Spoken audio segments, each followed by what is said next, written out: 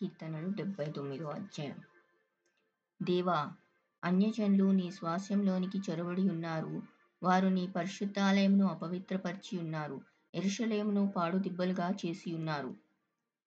వారు నీ సేవకుల కళేబరములను ఆకాశపక్షులకు ఎరగాను, నీ భక్తుల శవములను భూజంతువులకు ఆహారంగాను పారవేసి ఉన్నారు.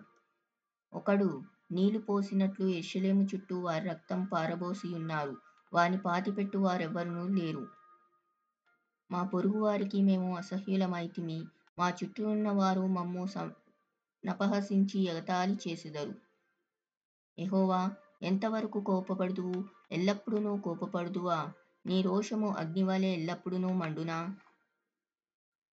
నిన్నెరగని అన్యజనుల మీదను, నీ నామమును బట్టి ప్రార్థన చేయని రాజ్యముల మీదను నీ ఉగ్రతను కుమ్మరించుము. వారు యాకోబు సంతతిని మృంగివేసి ఉన్నారు. వారి నివాసమును పాడుచేసి ఉన్నారు. మేము బహుగా కృంగి ఉన్నాము. మా పూర్వుల దోషములు జ్ఞాపకం చేసుకొని నీవు మా మీద కోపముగా నుండకుము. నీ వాత్సల్యము త్వరగా మమ్ము నెదుర్కొననిమ్ము. మా రక్షణకర్తవగు దేవా, నీ నామ ప్రభావమును బట్టి మాకు సహాయం చేయుము. నీ నామమును బట్టి మా పాపములను పరిహరించి మమ్మును రక్షింపుము. వారి దేవుడెక్కడున్నాడని అన్యజనులు పలుకనేలా? మేము చూచుచుండగా ఓర్చబడిన నీ సేవకుల రక్తమును గూర్చిన ప్రతిదండన జరిగినట్లు అన్యజనులకు తెలియబడనిమ్ము.